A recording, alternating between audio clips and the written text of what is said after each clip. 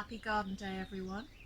I'm here to talk about the joys of our gardens and how we can celebrate them on the 10th of May, which is Garden Day.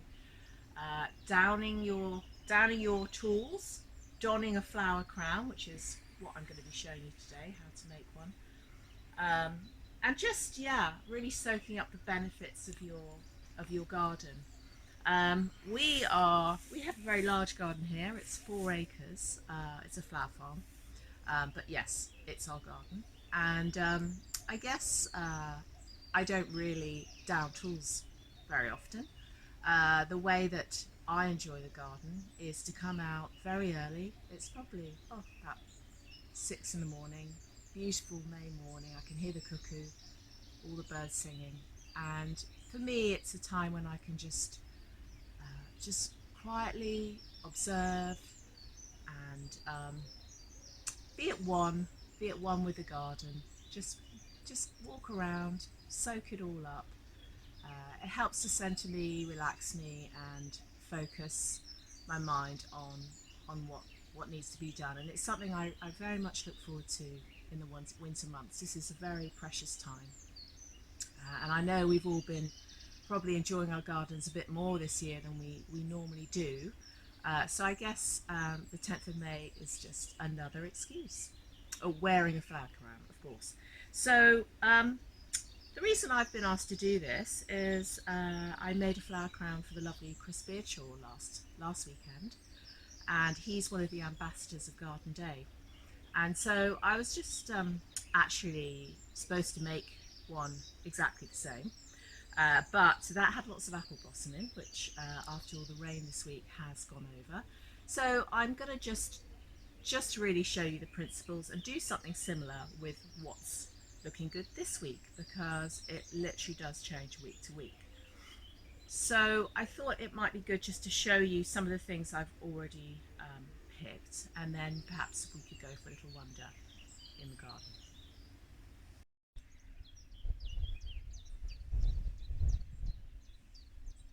Okay, so I might do a little bit of picking in a minute, but I just want to show you some of the things I've already picked in preparation for my flower crown, my Garden Day flower crown. When you're selecting materials for a flower crown, it's very much like choosing what to use to make a bouquet or a vase arrangement.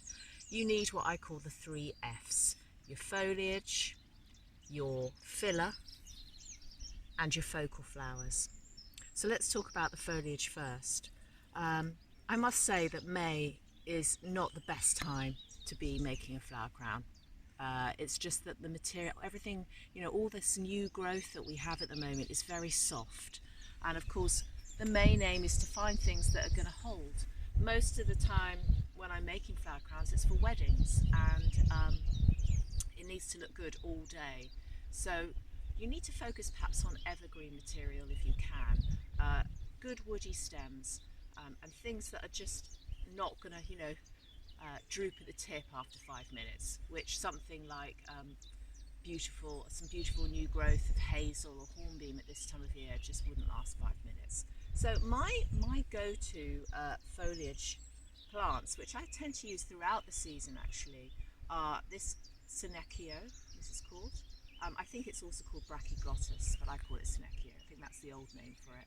Which is, you often see this, it's an amenity kind of supermarket car park shrub really, but it has the most beautiful silver foliage. It really does take on quite a classy, stylish look when you use it in arrangements. We use this in bouquets a lot too, and all these little, I'm just going to use these shorter pieces here, but they're absolutely perfect.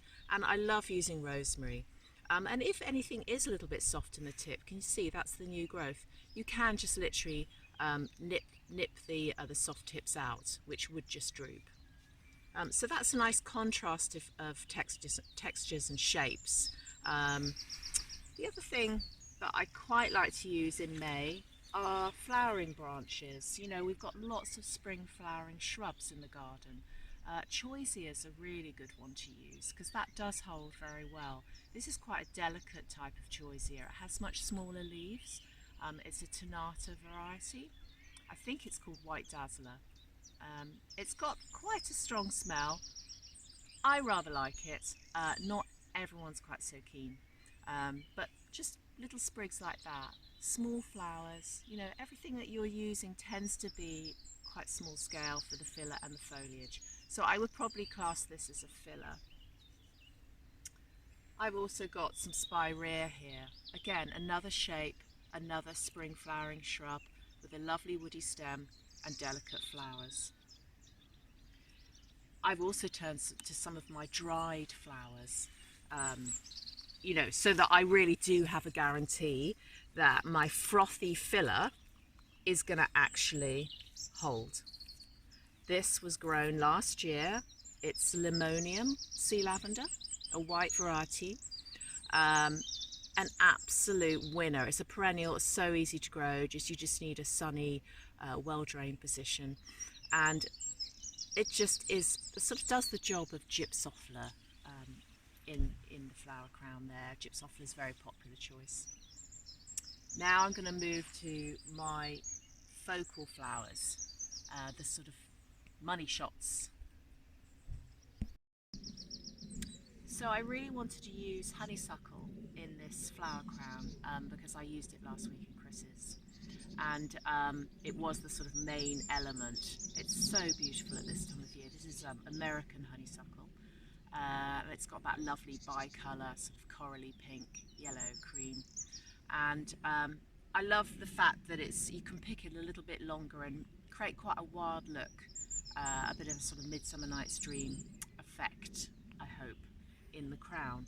And to pick up on the colours in that, I am going to use some of the smaller ranunculus that I have at the moment. So I thought next we could perhaps go into the tunnel and pick a few more of those to work in. So these really are the focal flowers of the crown.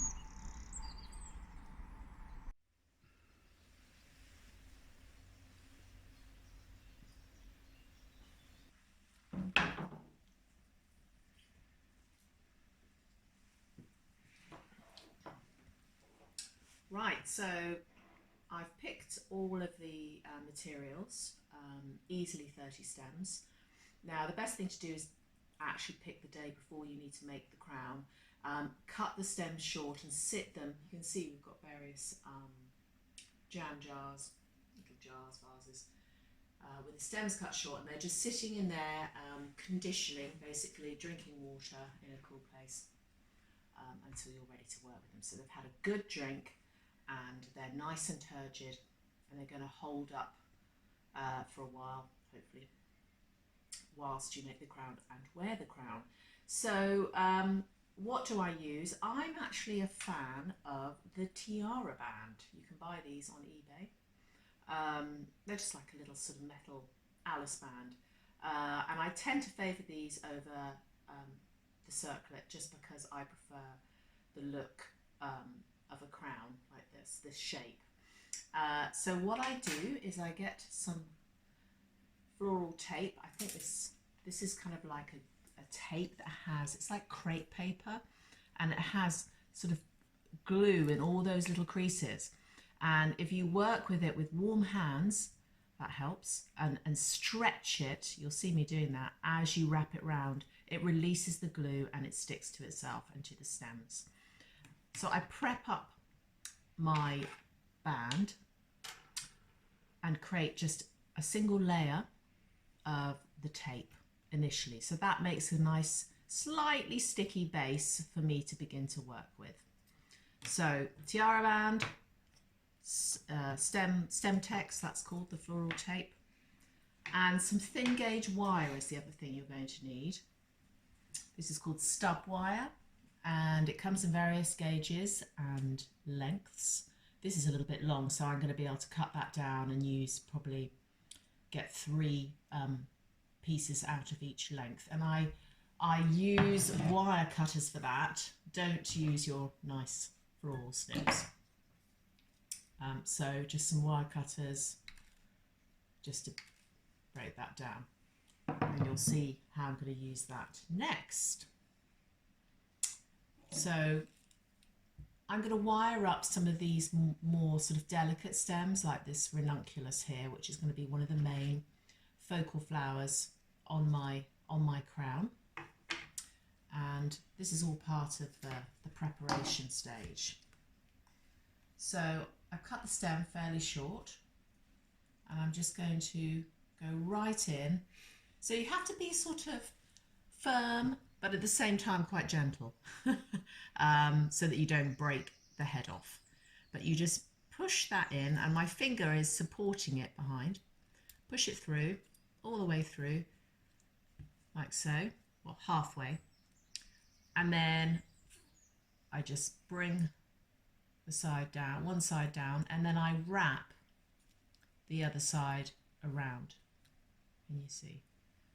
Like so. And that's just going to create a little bit of support for the neck of that flower.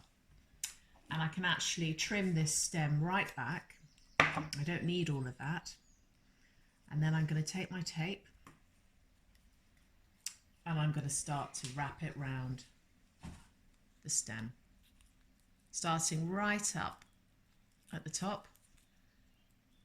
See how I'm kind of pulling it, stretching it as I go. So I'm releasing some of that glue and it's sticking to itself, and I'm just twirling it round, right down. And it just tears off. That's the other great thing about it. You don't need to cut that. And that's sealed in any moisture on the end of that stem. So that's going to help to keep that flower fresh. So I'm going to wire up some of my more fragile pieces. Now the woodier stems, and of course the dried limonium there, the rosemary, the Senecio, the choisya, I've just created little piles ready for me to work with. Just cutting them short, and I'm not going to wire these. I'm not going to pre-tape them or anything like that. They'll get taped as they go onto the crown. So now I've got all my materials ready to go. I'm going to just show you how I get started.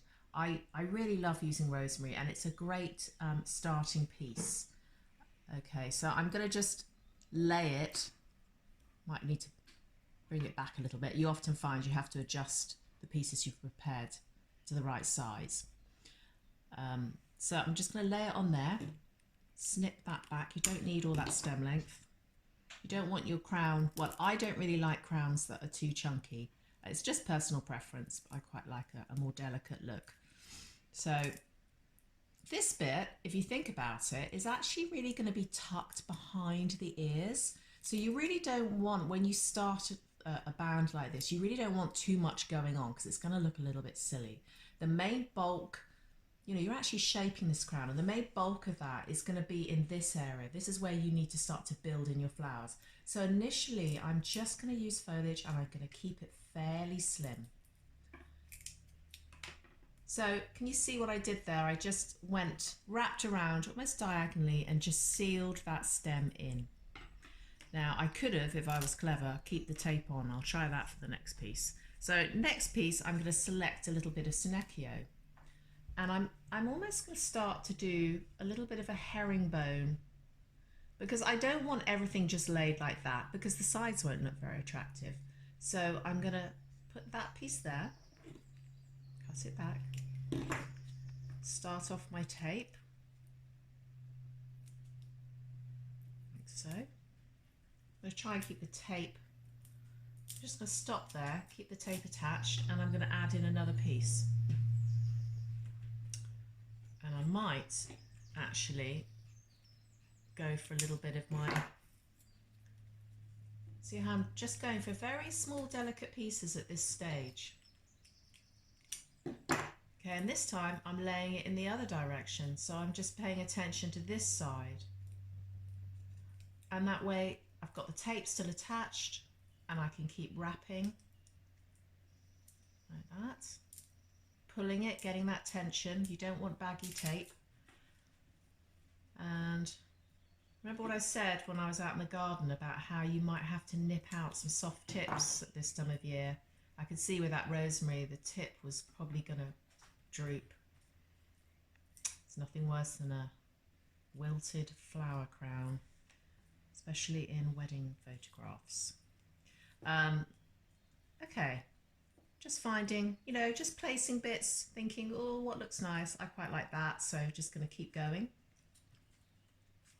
So once you get into your rhythm, it's really quite relaxing actually. It's a nice thing to do, particularly with a piece of cake and a cup of tea.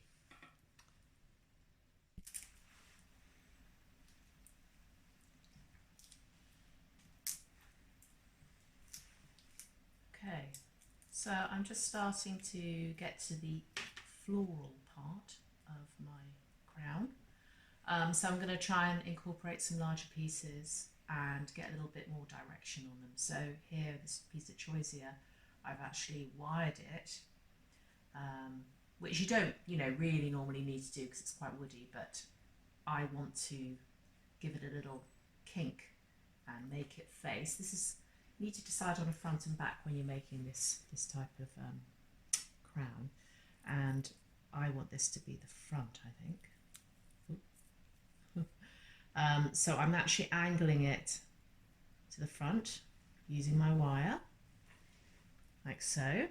But I can see here I've got a bit of a gap, so I'm going to just fill that with some trusty rosemary in there, like so. So it's really starting to fill out at this stage, because this is pretty much on the side of my head. So let's get this. I do favour using smaller little rolls of tape. It's a bit easier to manoeuvre them. Let's get that taped in. And then that paves the way for my first focal flower, which could be this gorgeous ranunculus. Again, it's wired so I can kind of play with the direction. I might want something in between just to bed it in.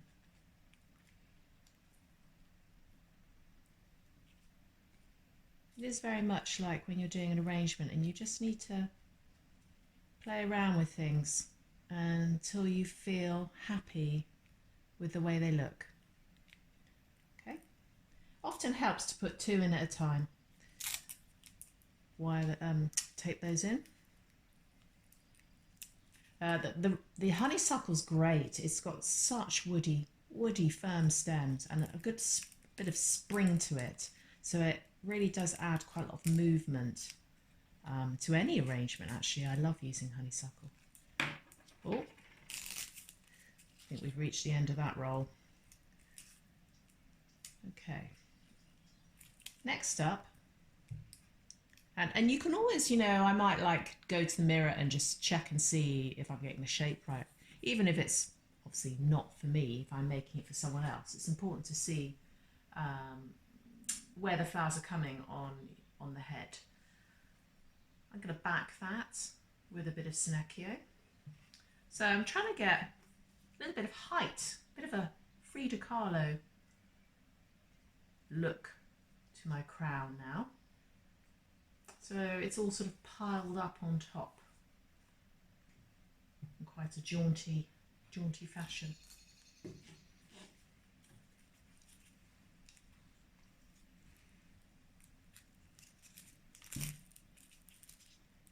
Trying to keep the tape attached, wrapping it around. Okay. Now, I took these grasses and I actually just taped 3 together to make a little bit more impact. I didn't actually wire them because I think I can manipulate them without wire.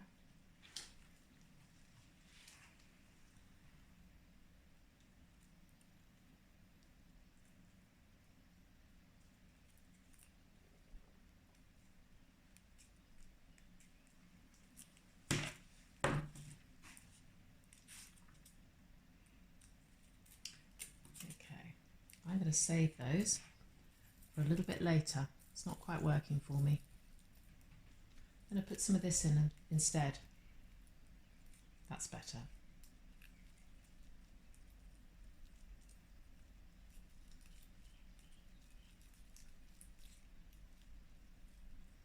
Yeah.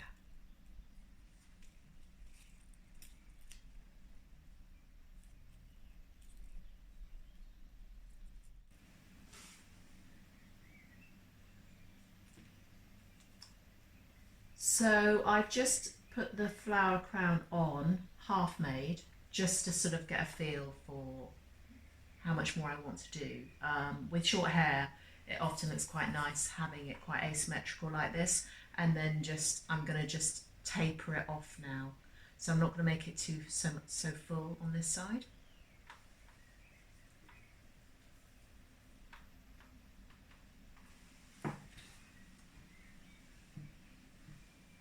Okay. So I've nearly completed my crown. I just thought it'd be good to see how I finish it off. So we've been going in one direction the whole way round, so that creates a little bit of a problem when you get to the end.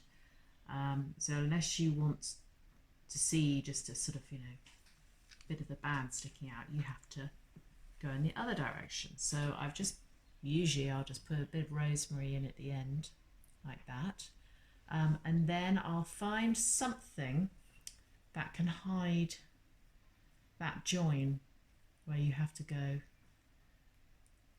back to your original direction. So I'm just going to pop those in and hope that that covers the tape. Bearing in mind that once it's on and it's sort of slightly behind the ears and there's hair involved, you don't normally see these details anyway. They can easily be covered up with hair. So I'm just using a little bit of choice here and a honeysuckle bud just to bring that in. This is the fiddliest bit of the whole making at the end.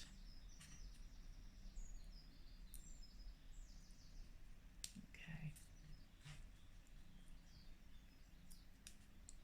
Some people will use hot glue just to stick something there. There's lots of different ways. I mean, the way I've shown you how to make a crown is just one of many. It's just my way that that's just sort of evolved over the years. There. I'm pretty happy with that. It's hiding it quite nicely. So I guess the next thing to do is to try it on.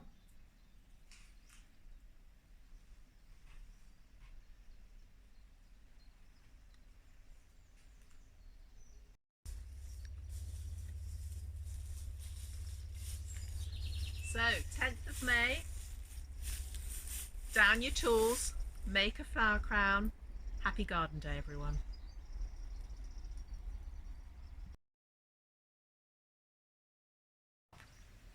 Oh, j'ai dit ça.